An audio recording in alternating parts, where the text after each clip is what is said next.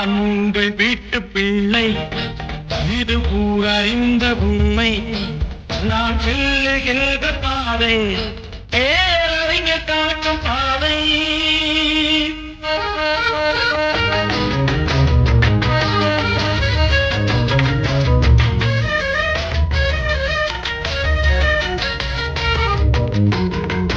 காலந்தோறும் காலம் தோறும் மாறுதல் இன்றே தேவை. ஏழை எளியோர் துயரம் போக்கும் ஜெயரே எந்தன் தேவை. காலந்தோறும் காலம் தோறும் மாறுதல் இன்றே தேவை. ஏழை எளியோர் துயரம் போக்கும் ஜெயரே எந்தன் தேவை. இதயம் என்பது ரோஜாவாக இணைவே நறுமணமாகும். இதயம் என்பது ரோஜாவாக இணைவே நறுமணமாகும். எங்கே இதயம் அங்கே வாழும் அன்பே என்னை ஆளும்.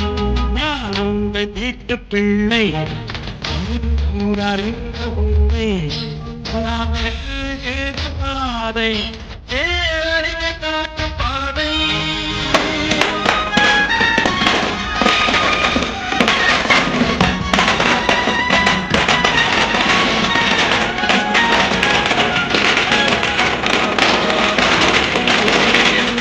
கோபுரம் காட்டும் தெய்வம் உண்டு அங்கே. உள்ளம் என்றால் உயர்ந்து காட்டும் எண்ணம் வேண்டும் இங்கே. என்றால் கோபுரம் காட்டும் தெய்வம் உண்டு அங்கே. உள்ளம் என்றால் உயர்ந்து காட்டும் எண்ணம் வேண்டும் இங்கே. இறந்த நாடே இறந்த கோயில் பேசும் மொழியே தெய்வம். இதை மறந்தாமல் வாழ்ந்து வந்தால் கோபுரமாகும் பொழுது. உங்கள் வீட்டு பிள்ளை, இது உலகின் உண்மை. பாதை நாம் ஆரோடு எதிர்பார்த்துக் கொண்டிருந்த புரட்சித் தலைவர் பாரத ரத்னா டாக்டர் எம்ஜிஆர் அவர்களின் 95வது பிறந்த நாள் விழாவை முன்னிட்டு நடைபெறுகின்ற மாபெரும் சுழலும் சொல்லரங்கும் நெல்லையின் பெருமைகளை, நெல்லைக்கு பெருமை சேர்ப்பது, நெல்லையின் பெருமைகளை உலகமெங்கும் பரப்பி வருகின்ற தமிழ் கடல் மரியாதைக்குரிய ஐயா நெல்லை கண்ணன் அவர்கள் தலைமை தாங்க வருகை தந்து விட்டார்கள். அவர்களுக்கு இந்த மக்கள் தலைவர் எம்ஜிஆர் இலக்கிய பேரவை, டாக்டர் புரட்சி தலைவி அம்மா இலக்கிய பேரவையின் சார்பில் அருமை அண்ணன் மலர்முத்து அவர்கள் தமிழ் கடல் ஐயா நெல்லை கண்ணனுக்கு சால்வை அணிவிக்கிறார்கள்.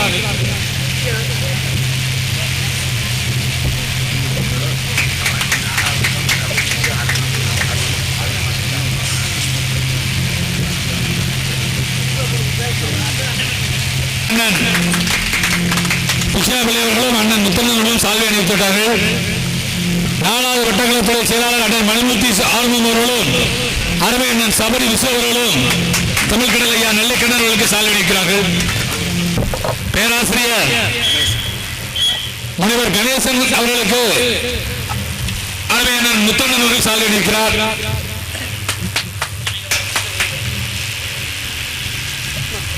பேராசிரியர் சங்கரலிங்கம் அவர்களுக்கு பெரியசாமி அவர்கள் சால்வை அளிக்கிறார்கள்.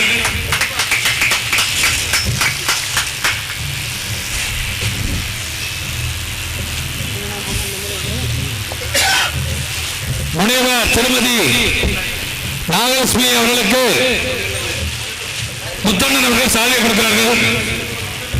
பூக்கடைக்கு நல்ல கண்ணு சால்வை கொடுக்கிறார். முனைவர் திருமதி ரேணுகா தேவி அவர்களுக்கு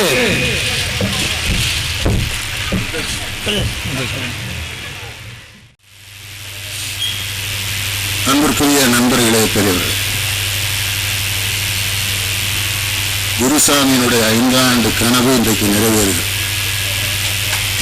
குருசாமி, முத்து, சண்மையா பாண்டியன், இந்த பெரியசாமி என்று என்னிடம் நீண்ட நாட்களாக புரட்சி தலைவரை பற்றி ஒரு நிகழ்ச்சி நடத்த வேண்டும் என்று கேட்டுக்கொண்டே இருந்தார்கள். இந்த வருடம்தான் அது கைகூடி ஆனால் நான் தமிழ்நாடு முழுவதும் பேசுகிற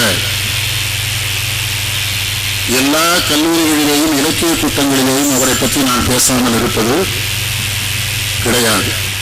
ஒரு மனிதன் எப்படி வாழ வேண்டும் என்பதற்கு இலக்கணமாக சிலரே வாழுகிறார்கள்.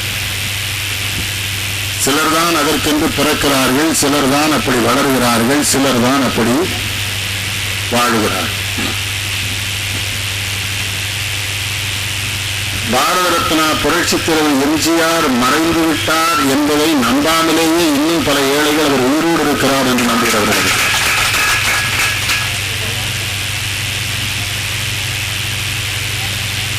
ஆனால் சில பேர் உயிரோடு இருக்கிற பொழுதே இறந்து போனதாகவும் மக்கள் கருதுகிறார்.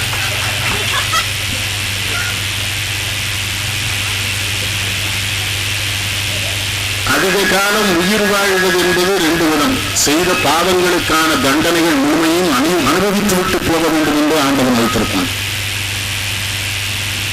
அவர் அப்படி இல்லை. இன்னொன்று பாடல்களிடம் இருக்கிற சிறப்பு, அவருக்கு குழந்தைகள் இல்லை. நான் நிறைய குழந்தைகளை பெற்றிருக்கிறேன் என்று சொல்வதற்கே தலைவர்கள் சங்கடப்பட வேண்டிய சூழல் இல்லை. ஆனால் அவர் தமிழ்நாட்டில் மட்டுமல்ல உலகம் முழுவதும் தனக்கென்று நிறைய குழந்தைகளை பெற்றிருந்தார், நிறைய பேரை வளர்த்தார், நிறைய பேருக்கு உதவினார், நிறைய பேரை கல்வி கற்க வைத்தார். அவர் வாழ்க்கையிலே ஒரு செய்தி, பாரத் ரத்னா விருது வாங்க கல்கத்தா போகிறார்.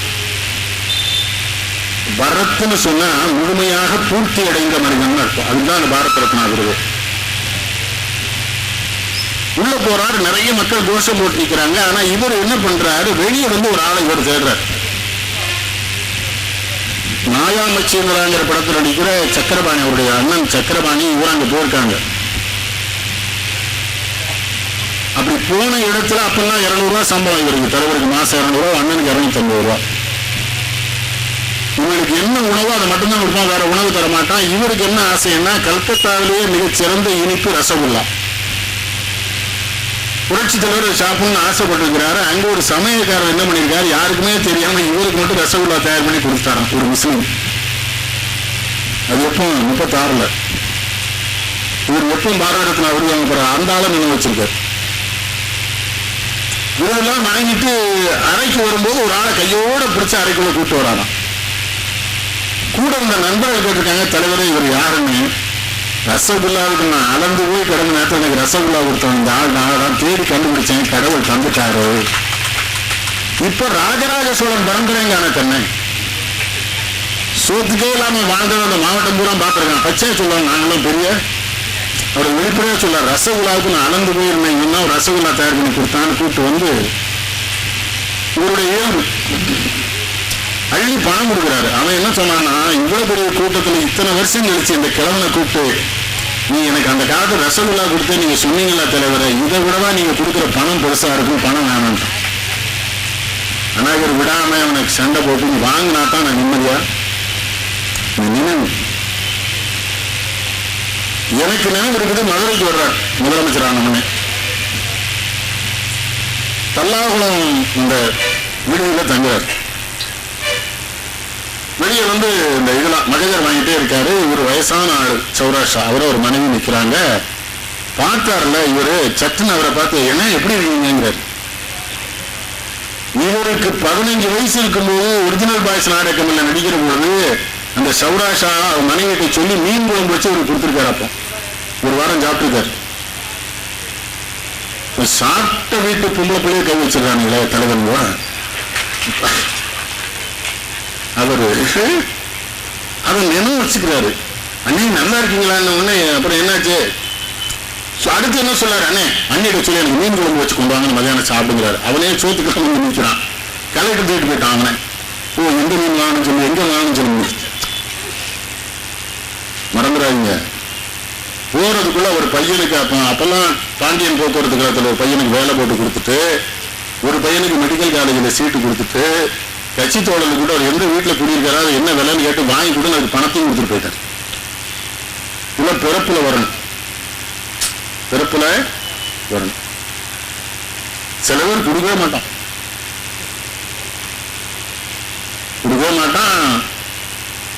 குடும்பம் ஜெயிலுக்கு போயிருக்கு. என்ன சொல்ல முடியும்?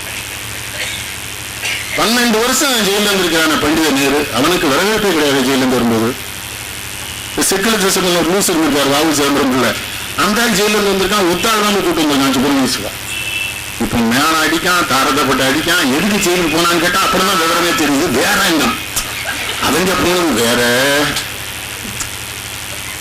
மயிர் நீப்பின் வாழா கவரிமா அண்ணார் உயிர் நீப்பர் மானம் வரின்னு நான் வள்ளுவேன். நான் வள்ளுவத்தை கேட்டேன், என்ன சாமி மானம் வந்தா செத்து போ, நீங்க சொன்னீங்களா அந்த குரல் என்னாச்சு? மயிர் நீப்பின் வாழா கவரிமா நான் நீ குரலை சரியா படிச்சா என்னாரு? என்ன சாமி கடைசியில் என்ன எழுதிருக்கேன் பார்த்தா மானம் வரின்னு போட்டிருக்கேன். மானம் வந்தா தான் செத்து போவான், அவனுக்கு வரலையே. 12 வருஷம் ஜெயில இருந்திருக்கேன் ஜவஹர்லால் நேரு. ஒரு பாட்டு போட்டானா 12 வருஷம் சிறையினிலே பண்டிதனே இல்லையே, 15 நாளுக்கு பாட்டு போட்டானே. அதுவும் பாம்புகள் பள்ளிகள் அதே ரூம்ல நானும் இருந்தேன். பாம்பும் வரல, பள்ளியும். நான் அப்ப கூட ஒரு பாம்பிட்ட கேட்டேன், என்ன அந்த ஆளெல்லாம் பார்த்துருக்கேன், என்னையும் பார்க்கலாம். அது ஒரு பதில் சொல்லுச்சு. உலகத்துல விஷ ஜந்துக்கெல்லாம் எந்த ஒரு மாநாடு போகணும்னு முடிவு பண்ணியிருக்கான். அதுக்கு தலைவனாங்க அவன் தான் சரியா இருப்பான், அதுக்கு தான் அவனை கூப்பிட போனான். சரி இருந்தாலும் வந்தாரான்னு கேட்ட, வரமாட்டேன்ட்டாரு. எதுக்குன்னா ஏன் அளவு விஷம் உங்கள்கிட்ட இல்லைன்ட்டாரான் அவரு. இது இல்ல, எம்ஜிஆர் இருக்கிற நேர்மையை சொல்ல. எவனோ ஒருத்தன் சோறு போட்டு அங்க வச்சிருக்காருப்பா, எத்தனை வருஷம் கழிச்சு முதலமைச்சர் ஆயிடுச்சு. இப்ப கவுன்சிலர் ஆனானே நம்ம போய் நம்மளை டிவி பார்க்க மாட்டானே. என்ன சாமி கவுன்சிலர் தான் ஆயிருக்காங்க, அவன் பண்றாம போறானே.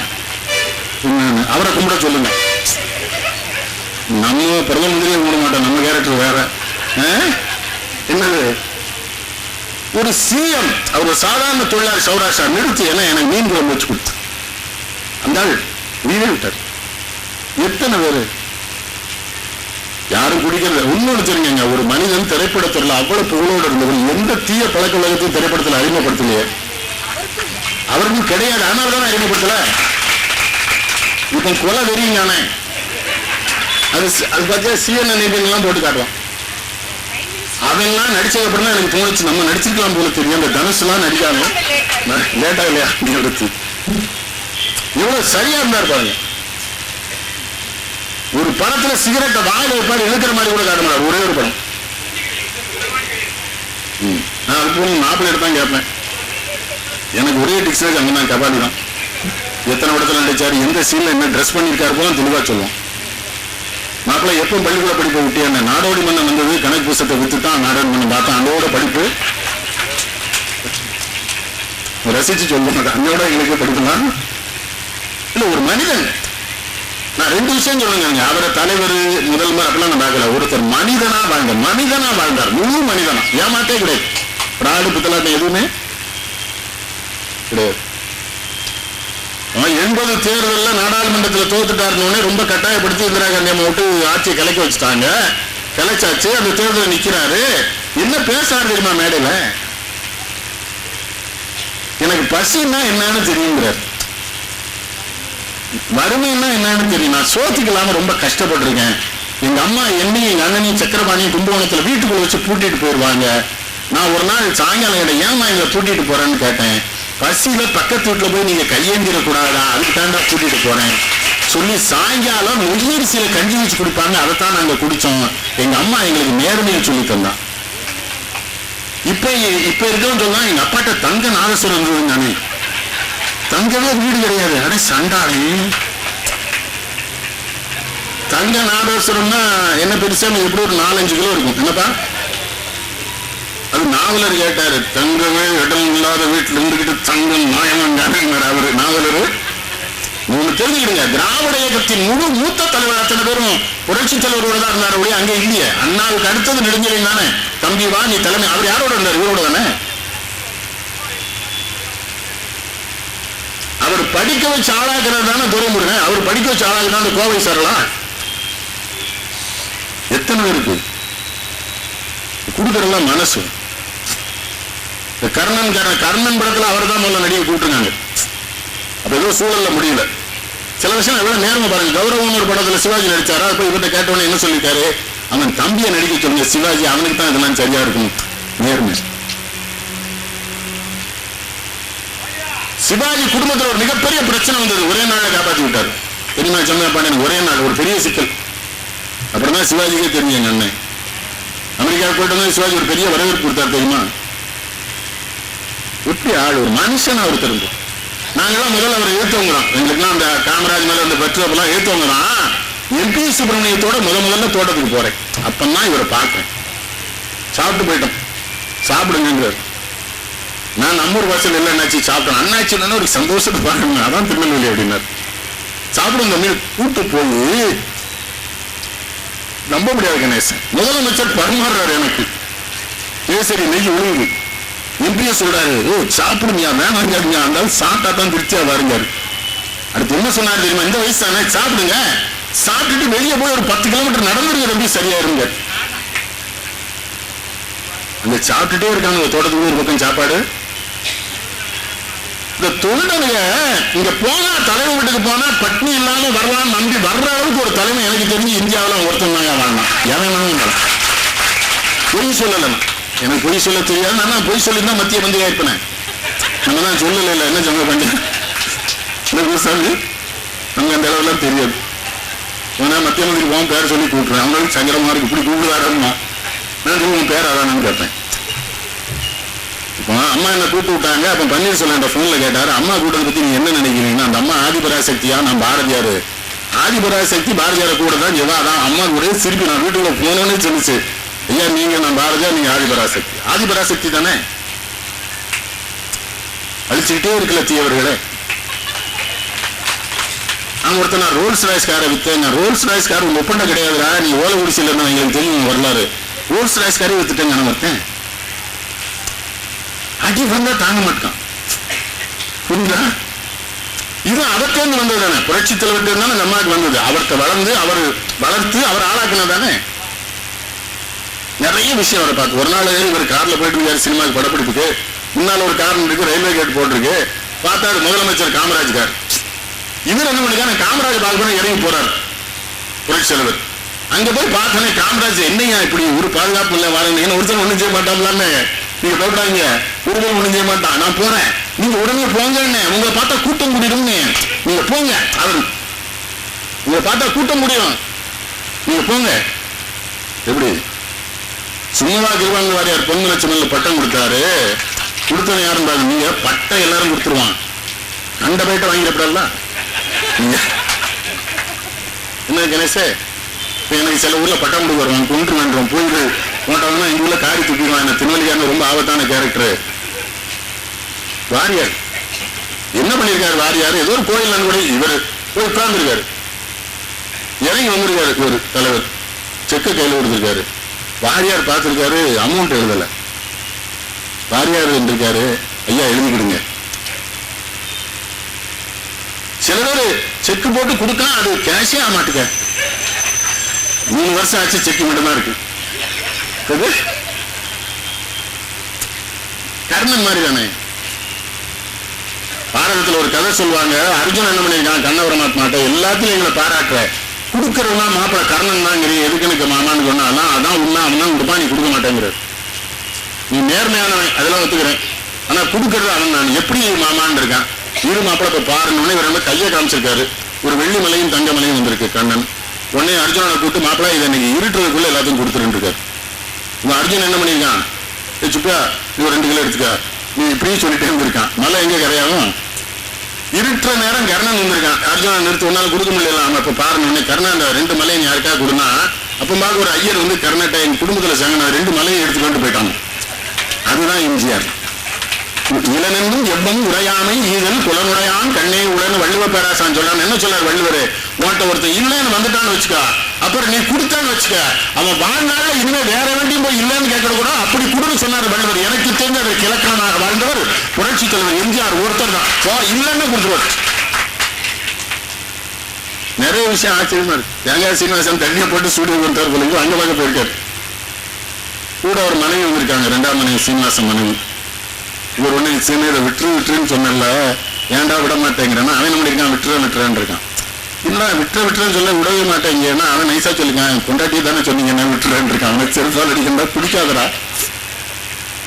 தலைவாணர் சொல்றாரு, நான் அதிகம் கொடுக்கிறேன் என்பதனாலே நான் இருக்கிற இடத்தில் என் தம்பி ராமச்சந்திரன் கொடுக்க மாட்டான், அது அண்ணனை அவமானப்படுத்தியது மாதிரி பெரியவங்க நினைக்கிறது.